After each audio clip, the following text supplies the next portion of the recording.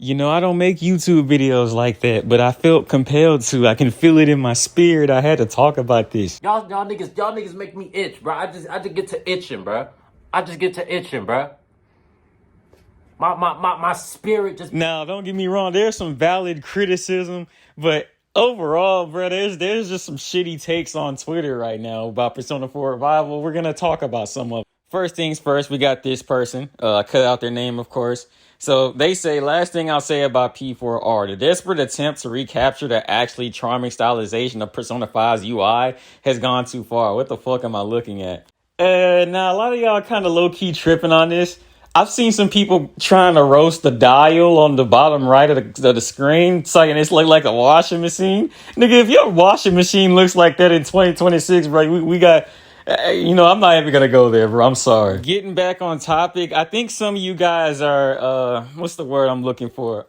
Pedestalizing Persona 5's UI too damn much. Now, don't get me wrong, they're kind of the same, but um obviously this is better than Persona 5, how Persona 5 looked. If you compare this shit to Kamoshida's Palace, you can't look me in the eye and tell me that Kamoshida's Palace looks better than this. Are you crazy? Like, Kamoshida's Palace was okay, all right? It wasn't bad. I'm not saying that, dude, but if we compare this to Yukiko's Palace, Yukiko's Castle, her dungeon, her new revamped palace, restylized 2026 version, I guarantee you Yukiko's Castle is gonna look way better and way more stylized than the old Persona 5 I think shit. We're kind of seeing nostalgia bias in real time, bro, because that's kind of a wild take. Why would something that's like saying, and you got people that say Persona 3 Fest looks better than freaking Persona 3 Reload. Y'all smoking something. Like, you could like the environment in Fest more, but to say it looks better as far as stylization wise, okay, y'all smoking something, bro. Like, I get it. The PS2 had a creativity before its time, and it's now lost to time, but y'all tripping. Like, Persona 3 Reload looks way better than Fest, bro. This is coming from a guy that's not grifting. I've been into this series. But if we actually take a look at the battle menu, I really don't see anything wrong with it. People kind of try to roast the TV screens on the ground, saying, "Oh my God, Atlas is gonna make us get a seizure or something like that." Like, shut your bitch ass up, dude. This guy said the Persona game's increasing stylization is getting to pug levels of inbreeding. Persona 6 is gonna have 6 underlayers of morphing, modulating color blocks under every portrait. Entering a battle would just be a strobe light pattern engineered to maximize seizure potential. That's hilarious, bro. Like, if we were paying attention, obviously the stages just don't look like this every time you get in a fight. It seems like once you activate this for more function or do a baton pass, the stage slowly starts lighting up like a stage. You feel me? So I think we're kind of missing the plot there. It's not bad, but I'm not even done. I got another brain rot take for y'all. This person says, started laughing at how P3R couldn't even be bothered to make its menu a revolver cylinder like the original and opted for a blue circle like they did. They just hate everything that was in Persona 3. Bro, what are we talking about? Yes, they just added a random effect. They just added a random blue circle. It doesn't signify anything. Doesn't symbolize anything. Okay, dude. Like, yes, they just added like this random blue circle in the battle menu, man. It sucks, bro. Like, come on, bro. Like, okay, let's just pretend like this circle is just random and has no significance at all to the moon in Persona 3. What are we smoking? Like, they said blue circle as if they were dead ass. They didn't understand that was a moon, bro. Like, come on, gang.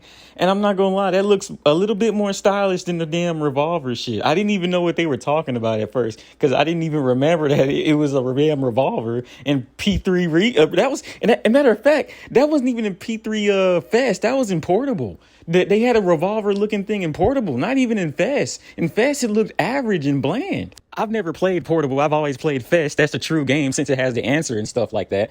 But I can understand why some Portable fans would be kind of angry at that, but I feel like we're kind of nitpicking. Like, just, bro, shut up, bro. Another person, I really dislike their new philosophy of make everything flashy and loud because it was successful in P5. They're talking about Persona 4.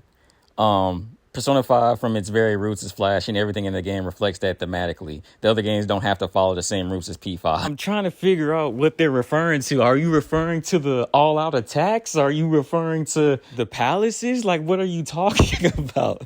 Like, I wouldn't say Persona 5 was flashy all the goddamn time. Kamoshida's palace wasn't really that flashy to me. Madarame's palace was boring as fuck. I mean, Kanashiro's palace was the most... it was cool. It was getting better.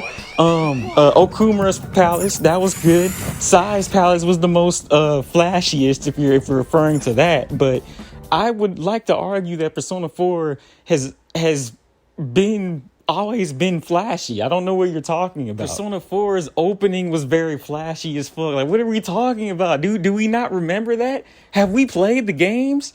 Persona 4 has always been flashy. Persona 4 has always been this, upbeat, happy-go-lucky vibes, very sunny, very positive. It's always been very colorful in Persona 4, so that was a bad take, I'm not gonna lie. With Persona 4 being kind of like the happiest out of the top main 3 Persona games, I'm glad they're doing this, to kind of reflect that slice of life feel. It has to be colorful. So Persona 4 has its own themes going on, obviously, so they have to reflect that. Last but not least, let's talk about the character portraits. A lot of people have complained that they look kind of awkward, and I agree, they do look kind of awkward, my dude. Like, Dojima looks a little bit too moe, you feel me? Like, my boy need to look a little bit more scruffed, so I side with y'all on this. This ain't like them not looking as good as they should is not a bad take. Someone said Patreon porn game screenshot. No, that's hilarious.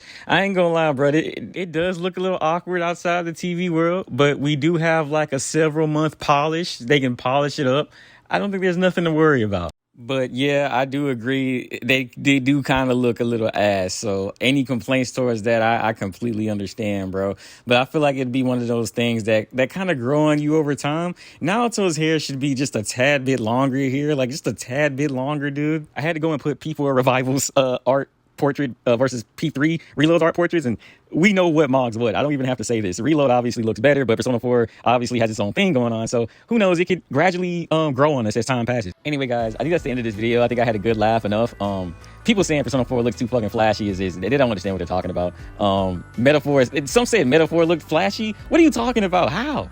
But I'm not gonna have this video go on too long. Drop in the comment section what you guys think. Don't expect any more videos from me. Matter of fact, you don't even have to subscribe. I'm not gonna ask you to subscribe because I'm not consistent at all. I just come on here when I feel like it. But yeah, guys, that's the end. I'll see you guys whenever I see you. See ya.